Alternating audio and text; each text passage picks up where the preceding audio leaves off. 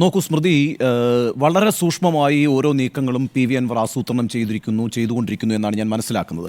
ഇപ്പം നാളെ മലപ്പുറത്ത് മഞ്ചേരിയിൽ അദ്ദേഹം വലിയൊരു റാലി അഭിസംബോധന ചെയ്യാൻ പോവുകയാണ്. ഏതാണ്ട് ഒരു 1,00,000-ഓളം ആളുകളെങ്കിലും കുറഞ്ഞത് പങ്കെടുക്കും എന്നാണ് നമ്മൾ പ്രതീക്ഷിക്കുന്നത്. ആ റാലിയിൽ വെച്ച് അദ്ദേഹം ഒരു പുതിയ പ്രസ്ഥാനം അനൗൺസ് ചെയ്യും എന്ന് നമ്മൾ പ്രതീക്ഷിക്കുന്നു. ആ പ്രസ്ഥാനം ഒരു രാഷ്ട്രീയ പ്രസ്ഥാനമാകുമോ അതോ ഒരു സാമൂഹിക പ്രസ്ഥാനമായിരിക്കുമോ എന്ന് നമുക്ക് നാളെ വരെ കാത്തിരിക്കേണ്ടതുണ്ട്. ഏതായാലും ഒരു രാഷ്ട്രീയ പ്രസ്ഥാനത്തിൻ്റെ സാധ്യത ഞാൻ കാണുന്നില്ല. കാരണം അടിയന്തരമായിട്ട് അദ്ദേഹത്തിന് ഒരു രാഷ്ട്രീയ പ്രസ്ഥാനത്തിൻ്റെ ഭാഗമാകാൻ കഴിയില്ല. സാങ്കേതികമായി അദ്ദേഹം ഇടതുപക്ഷ സ്വതന്ത്രനായിട്ടാണ് വിജയിച്ചിരിക്കുന്നത്. അതുകൊണ്ട് അദ്ദേഹം ഒരു രാഷ്ട്രീയ പ്രസ്ഥാനത്തിൻ്റെ ഭാഗമായാൽ നിശ്ചയമായും അദ്ദേഹത്തിന് MLA സ്ഥാനം രാജിവെക്കേണ്ടി വരും. ഇത്തരമൊരു സന്ദർഭത്തിൽ അദ്ദേഹം അതിന് മുതിരും എന്ന് ഞാൻ വിചാരിക്കുന്നില്ല. ഏതായാലും നാളെ നടക്കാനിരിക്കുന്ന സമ്മേളനം, അനൗൺസ്മെൻറ്റ്, ഇതെല്ലാം വളരെ പ്രധാനമാണ്. അതിന് തൊട്ടു മുമ്പാണ് താങ്കൾ സൂചിപ്പിച്ചതുപോലെ ഇന്നിപ്പോൾ ചെന്നൈയിലെത്തി അദ്ദേഹം DMK-യുടെ നേതാവായിട്ടുള്ള MK സ്റ്റാലിനുമായി കൂടിക്കാഴ്ച നടത്തിയിരിക്കുന്നത്. DMK മുന്നണിയുടെ ഭാഗമാകാൻ തന്നെയാണ് അൻവർ ശ്രമിക്കുന്നത് എന്ന് നമുക്ക് മനസ്സിലാക്കാം. ഇവിടെ ഞാൻ കാണുന്നത് അൻവർ പ്രഖ്യാപിക്കാൻ പോകുന്ന രാഷ്ട്രീയ പ്രസ്ഥാനം, അത് ഭാവിയിൽ ആസൂത്രണം ചെയ്യാനിരിക്കുന്ന രാഷ്ട്രീയ നയപരിപാടികൾ, ആ പാർട്ടി കൈകോർക്കാനിരിക്കുന്ന മുന്നണി, ഇതെല്ലാം മാറ്റിവെച്ചാലും PV അൻവർ എന്ന രാഷ്ട്രീയ നേതാവ് അടിയന്തരമായി കേരളത്തിൽ ഉണ്ടാക്കാൻ പോകുന്ന ഇമ്പാക്റ്റ് എന്താണ് എന്നുള്ളതാണ് ഞാൻ എപ്പോഴും പരിശോധിക്കാൻ ആഗ്രഹിക്കുന്നത്. ഞാനിത് തുടക്കം മുതൽ തന്നെ വളരെ ശ്രദ്ധയോടുകൂടി നിരീക്ഷിച്ചിട്ടുള്ളൊരു കാര്യമാണ്. ഇന്നിപ്പോൾ നമുക്ക് അറിയാവുന്നതുപോലെ കാന്തപുരം വിഭാഗത്തിൻ്റെ ഒരു മുഖമാസിക എന്ന് തന്നെ പറയാവുന്ന റിസാലയിൽ വളരെ ശക്തമായ ചില നിലപാട് പ്രഖ്യാപനങ്ങൾ ഉണ്ടായിട്ടുണ്ട്. കാന്തപുരത്തെ നമുക്കറിയാം. കാന്തപുരം വിഭാഗം എപ്പോഴും CPM-നോട് അടുപ്പം വെച്ച് പുലർത്തിയിട്ടുള്ള ഒരു വിഭാഗമാണ്. അവരറിയപ്പെടുന്നത് തന്നെ അരിവാൾ സുന്നി എന്നാണ്. അവരെക്കുറിച്ച് പറയുക തണ്ണിമത്തൻ എന്നാണ്. കാരണം പുറത്ത് പച്ചയും അകത്ത് ചുവപ്പുമായിരിക്കുന്ന ഒരു പ്രസ്ഥാനം എന്നുള്ള നിലയ്ക്കാണ് കാന്തപുരം വിഭാഗത്തെ കാണുന്നത്. അപ്പോൾ കാന്തപുരം എപ്പോഴും ഒരു സ്ട്രോങ് സപ്പോർട്ടർ ഓഫ് CPM ആണ്. പക്ഷേ ഇന്ന് അവരുടെ മുഖമാസികയായിട്ടുള്ള റിസാലയിൽ പറഞ്ഞിരിക്കുന്ന ഒരു വാചകം ഞാൻ വായിക്കാം. CPM-നോടും വിശാല ഇടതു മതേതര രാഷ്ട്രീയത്തോടും പൊതുവേ മമത പുലർത്തിയിരുന്ന, അവരുടെ മതേതര കൂറിൽ വിശ്വാസമർപ്പിച്ചിരുന്ന, അവരുടെ ഫാഷിസ്റ്റ് വിരുദ്ധതയിൽ സംശയിക്കാതിരുന്ന വിശ്വാസി മുസ്ലിം യുവാക്കളുടെ അടുത്ത നാളുകളിലെ നവമാധ്യമക്കുറിപ്പുകളിൽ പതഞ്ഞുയരുന്ന രോഷം CPM-ന് നൽകാൻ പോകുന്ന ആഘാതം തിട്ടപ്പെടുത്താനാകില്ല. നോക്കൂ, വിശ്വാസികളായ മുസ്ലിം യുവാക്കൾ അവർ CPM-നോടും വിശാല ഇടതു മതേതര രാഷ്ട്രീയത്തോടും പൊതുവേ മമത പുലർത്തിയിരുന്നു, അവരുടെ മതേതര കൂറിൽ വിശ്വാസമർപ്പിച്ചിരുന്നു, അവരുടെ ഫാസിസ്റ്റ് വിരുദ്ധതയിൽ സംശയിക്കാതിരുന്നു.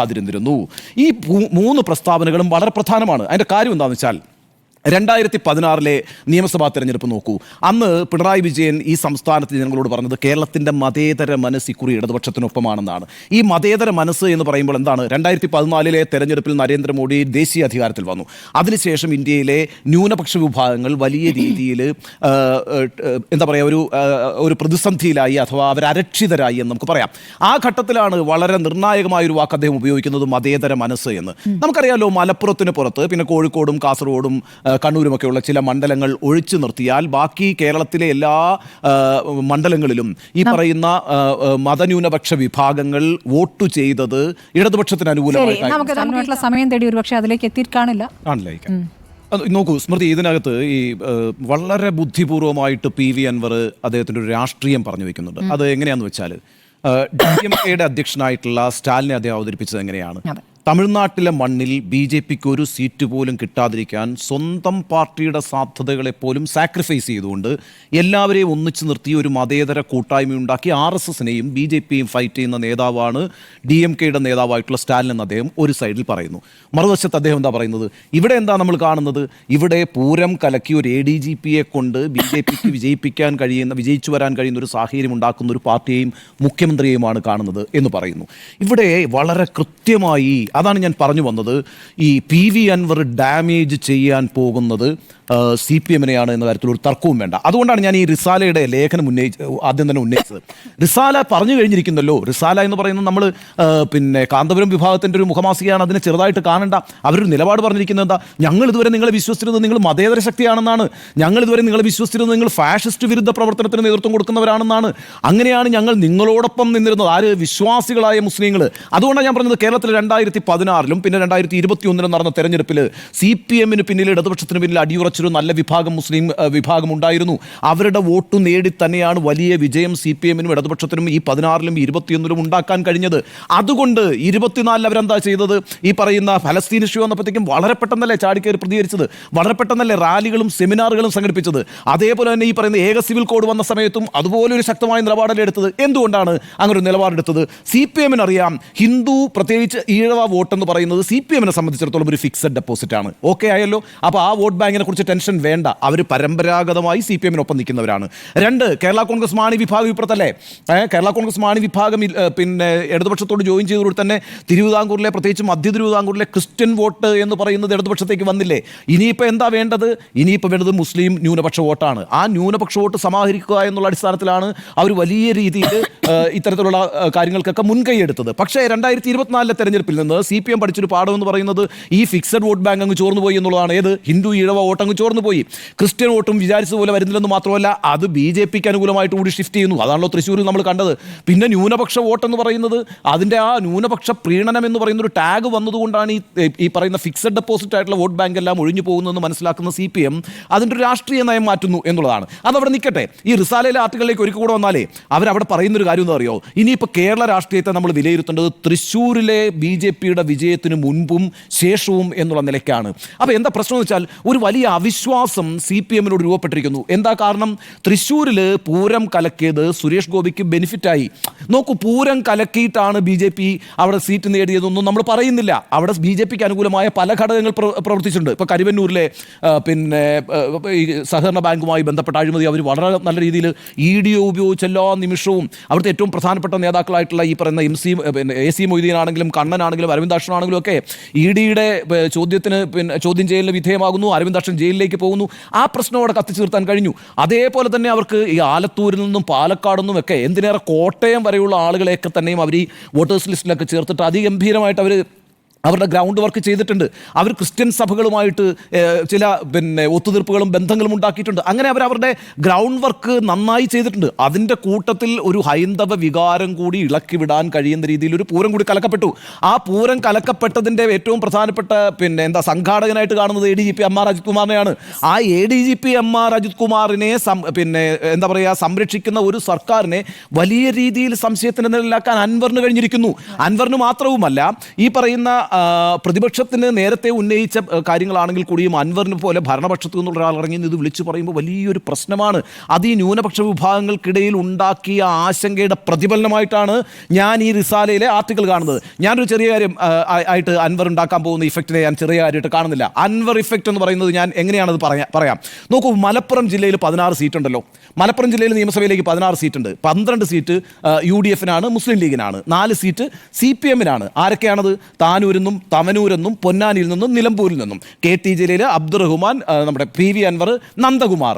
ഇതിനകത്ത് നിങ്ങൾ ഓരോ മണ്ഡലം എടുത്ത് നോക്കിയാൽ, താനൂര് അബ്ദുറഹ്മാൻ ജയിച്ച എത്ര വോട്ടിനാണെന്ന് അറിയാമോ? 985 വോട്ടിനാണ് കഴിഞ്ഞ നിയമസഭാ തെരഞ്ഞെടുപ്പിൽ അബ്ദുറഹ്മാൻ ജയിച്ചിരിക്കുന്നത്, ഇപ്പോഴത്തെ കായിക മന്ത്രി. അതേപോലെ KT ജലീൽ തവനൂരിൽ എത്ര വോട്ടിനെ ജയിച്ചെന്ന് അറിയാമോ? 2185 വോട്ടിന്.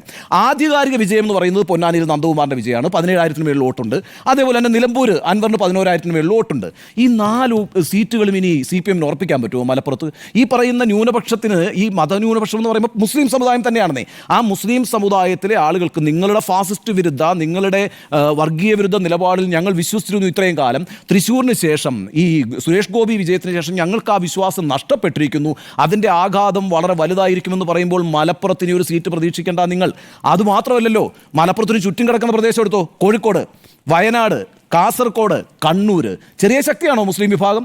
ആ വിഭാഗം ഇനി ഒരു വോട്ട് പോലും അപ്പുറത്തേക്ക് പോകാത്ത രീതിയിൽ PV അൻവർ ഒരു അണക്കെട്ടുണ്ടാക്കും. അതാണ് PV അൻവർ ഉണ്ടാക്കാൻ പോകുന്ന ഇഫക്റ്റ്. PV അൻവർ തന്നെ കഴിഞ്ഞ ദിവസം പറഞ്ഞല്ലോ, കേരളത്തിൽ 60ഓളം മണ്ഡലങ്ങളിൽ നിർണായകമായ വോട്ടാട്ടോ മുസ്ലിം വോട്ട്. നമ്മൾ ചെറുതായിട്ട് കാണണ്ട. ഈ ഭാഗം വിട്ട് കഴിഞ്ഞാൽ നമുക്ക് മധ്യകേരളത്തിലേക്ക്, നമ്മളിരിക്കുന്ന ഈ കളമശ്ശേരിയിൽ മുസ്ലിം ലീഗ് ജയിക്കുന്ന മണ്ഡലമായിരുന്നു. ഇപ്രാവശ്യം രാജീവ് ജയിച്ചിട്ടുണ്ട്, മുസ്ലിം വോട്ട് അപ്പുറത്തോട്ട് പോയിട്ടുണ്ടെന്നേ. അതേപോലെ ഞാൻ വരുന്ന ജില്ലയാണ് ആലപ്പുഴ മണ്ഡലം, അരൂർ മണ്ഡലം, കായംകുളം മണ്ഡലം. ഈ പറയുന്ന മുസ്ലിം വിഭാഗത്തിന് പരാജയങ്ങൾ തീരുമാനിക്കാൻ കഴിയും. കൊല്ലത്തേക്ക് അതെ, പിന്നെ കൊല്ലത്തേക്ക് കയറി നോക്ക്. കൊല്ലത്താണെ കരുനാഗപ്പള്ളി അടക്കമുള്ള പ്രദേശങ്ങൾ, അവിടെയൊക്കെ മുസ്ലിം കമ്മ്യൂണിറ്റിക്ക് വലിയ കൺസോൾട്ടേഷൻ ഉണ്ട്. അവർക്ക് വിജയപരാജയങ്ങൾ തീരുമാനിക്കാൻ പറ്റും. തിരുവനന്തപുരത്തിൻ്റെ കോസ്റ്റൽ ബെൽറ്റ് എടുക്കൂ, ആ ഭാഗത്തേക്ക് മണ്ഡലങ്ങളിൽ എന്തായിരിക്കും സ്ഥിതി? അപ്പോൾ ഇവിടെയൊക്കെ അൻവറിന്റെ പാർട്ടി കേരളത്തിൽ എന്ത് ഇഫക്റ്റ് ഉണ്ടാക്കും എന്നുള്ളതല്ല എൻ്റെ വിഷയം. അൻവറിന്റെ പാർട്ടിക്ക് കേരളത്തിൽ എത്ര സീറ്റ് കിട്ടും എന്നുള്ളതല്ല എൻ്റെ പ്രശ്നം.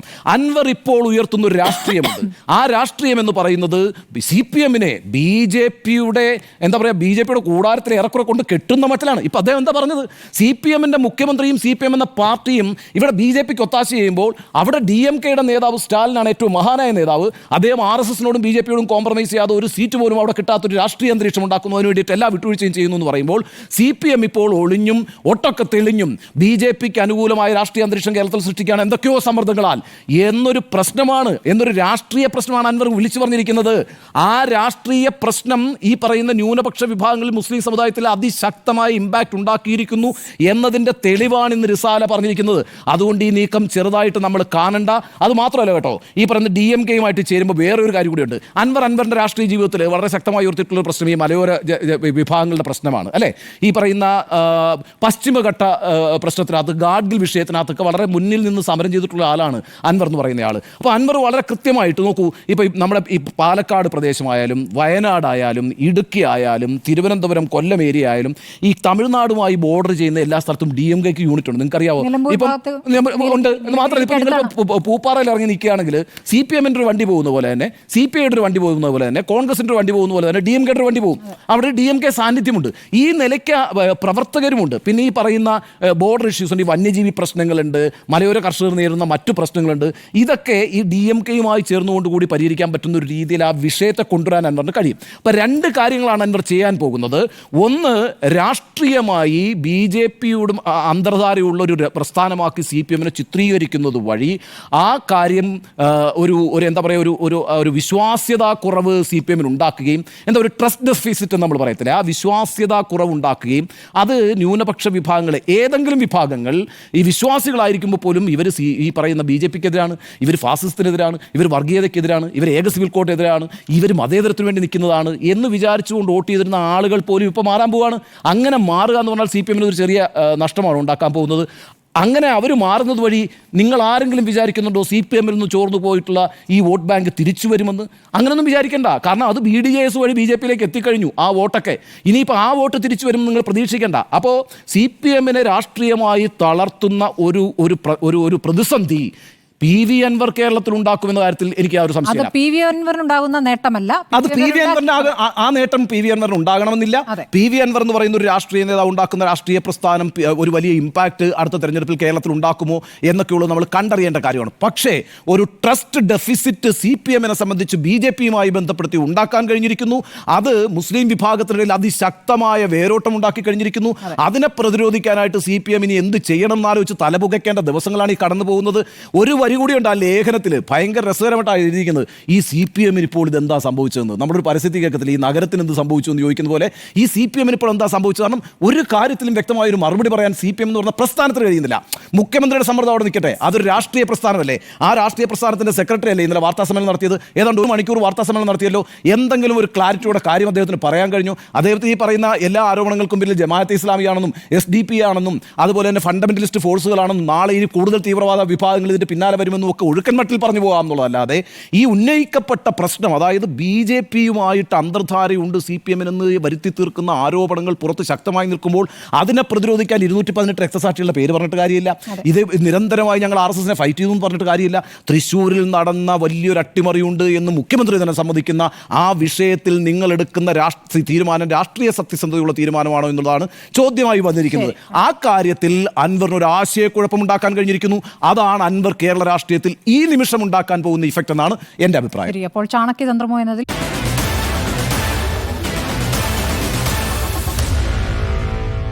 Meet the editors.